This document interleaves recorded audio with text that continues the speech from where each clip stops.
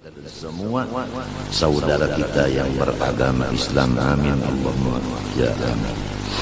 Kemudian daripada itu, maka bahwasanya Allah Subhanahu wa taala telah berfirman dalam Al-Qur'an, "Wa ma khalaqtul jinna wal insa illa liya'budun ay liya'rifun." Tidak aku ciptakan akan jin dan manusia kecuali untuk mengabdi kepada aku. Tafsirnya mengabdi, mengenal kepada aku. Jadi tujuan kita dihidupkan di sini adalah mengabdi kepada Allah untuk mencapai makrifat atau mengenal Allah. Mengenal Allah itu tujuannya untuk takwa kepada Allah. Takwa itu tujuannya untuk mendapat surga di dunia dan di akhirat. Selesai. Kemudian untuk mencapai yang demikian, pertama mengenal diri, yang kedua memperlakukan diri sebagaimana hamba, yaitu beribadah. Hasilnya akan mendapat makrifat dan akan mendapat takwa dan akan mendapat surga. Itu adalah jalan hanya satu yang disebut Ahlus Sunnah wal Jamaah, yang disebut jalannya Rasulullah SAW dan pula warganya serta sahabat-sahabatnya dan pengikut beliau. Kemudian tidak ada jalan untuk yang itu lagi kecuali kita belajar. Tanpa belajar tidak bisa. Belajar kepada seorang guru yang menguasai ilmu itu.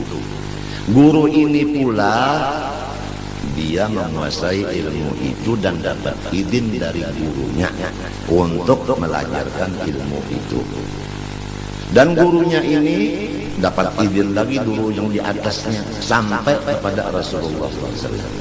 Kalau ilmunya, kalau pembicaraannya itu tidak ada hubungan sampai ke Rasulullah, putus di tengah jalan, maka itu disebutkan sesat. Contoh adalah kendaraan mobil. Kalau surat menyuratnya tidak lengkap, maka kita yang ikut di dalam mobil itu ada mempunyai resiko besar. Tatkala ada razia, maka ditahan. Nah, jadi kendaraannya ditahan di polisi, orangnya yang di situ terpaksa pulang ke rumah jalan kaki.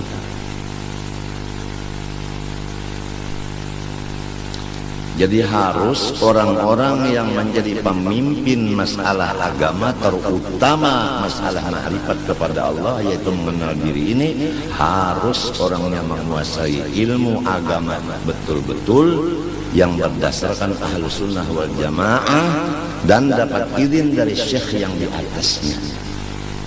Kalau tidak, mohon melimpah daripada mobil itu ke mobil yang dijamin selamat.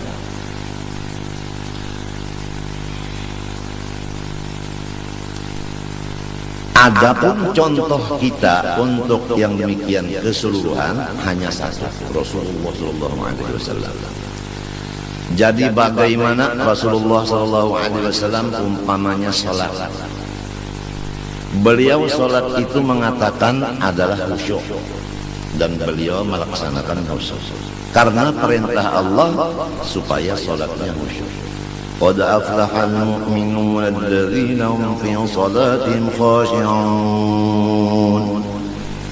Orang beriman itu beruntung. Tandanya nomor satu khusyuk di dalam salat. Khusyuknya Rasulullah dalam salat, coba kita belajar kepada guru. Guru itu belajar dari gurunya, dari gurunya sampai kepada tabi'in. Tabi'in ini belajar prakteknya dengan sahabat. Sahabat itu mempraktikkan apa yang dipraktikkan Rasulullah. Jadi sholat itu tidak bisa dilajarkan dengan mendengar-dengar begitu aja.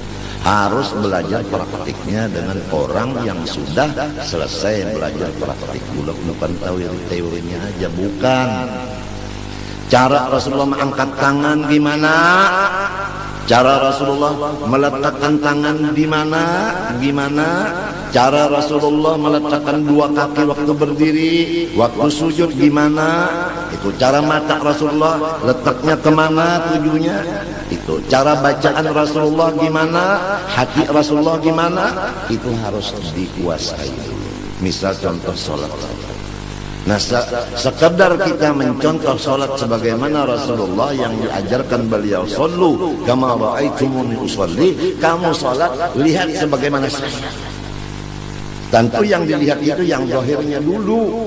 Kalau yang zahirnya sholatnya udah lain, pakaiannya bukan seperti pakaian Rasulullah waktu sholat, mengangkat tangannya bukan seperti Rasulullah, bacaannya bukan seperti Rasulullah, ruku' i'tidal bukan seperti Rasulullah, bacaannya bukan seperti Rasulullah, udah nggak bisa dia mengenal diri. Otomatis dia tidak bisa mengenal Allah. Otomatis dia tidak bisa mengajar orang lain untuk mengenal diri dan mengenal Allah. Otomatis tidak bisa mencapai takwa kepada Allah. Otomatis hidupnya sengsara. Kalau terjadi orang yang tidak mengikut Rasulullah hidupnya bahagia, maka itu tidak ada lain dari istidraj, lanjuran semata-mata. Itu yang disebut di ayat sanastadrijuhum min haitsu la ya'lamun wa umli lahum inna kaidi matin. Kami berikan apa aja terhadap mereka. Kesehatan diberi, harta diberi, kekuasaan diberi, kemuliaan diberi, dan semuanya diberi. Tapi hawas, tatkala habis umurnya dia langsung mendapat jahanam. Dunianya hanya di surga. Tapi kalau orang soleh, Rasulullah contohnya, asyaddun nasi bala'an al-anbiya, thumma al-ulama, thumma al-amthal kal-amthal, atau kama qala sallallahu alaihi wasallam. Ini beda. Orang soleh, terutama Rasulullah, tanda kesolehannya adalah musibah dan bala, penyakit dan pikiran yang berat-berat. Itu saling sehari tambah barat, tambah banyak, tambah macam-macam. Dirinya sakit, mertuanya sakit, istrinya sakit, anaknya sakit, kentongnya juga sakit. Itu tambah hari tambah banyak, tambah hari tambah banyak, tambah hari tambah banyak bebannya itu. Itu tandanya orang soleh. Kalau tandanya orang dilanjur, dia sehat segar bugar, istrinya juga, anaknya juga, keluarga juga, hartanya tambah terus, nggak ada apa, dilanjur. Seperti itu apa, kerbau atau sapi itu diberi makanan, diberi suntikan macam, akhirnya disembelih jadi kurban. Mau begitu? Tentu jawabannya no.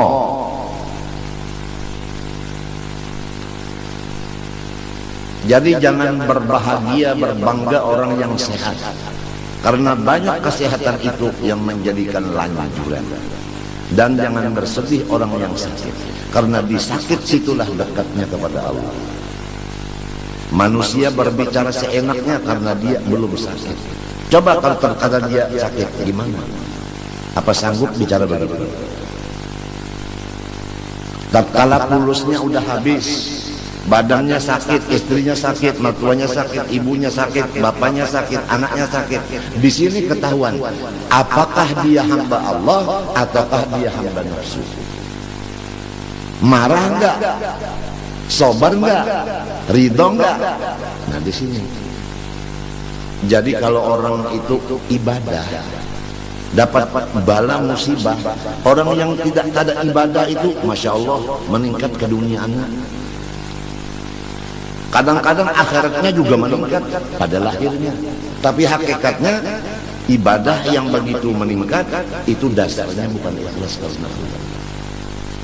Dia tertipu dengan tipuan yang berjuta-juta tipuan di dalam ibadah. Jadi ujar Bang Nafi, waspadalah, waspadalah, waspadalah. Mudah-mudahan kita sekulawarga diselamatkan Allah dari gurur, daripada tertipu. Mudah-mudahan Allah menyelamatkan kita daripada tertipu. Tertipu dengan ibadah, tertipu dengan kesehatan, tertipu dengan kekayaan, tertipu dengan pengikut, tertipu dengan macam-macam kesehatan dan lain-lain. Allahu Akbar. Kebanyakannya umat tertipu ini dua. Pertama sehat badan, yang kedua tidak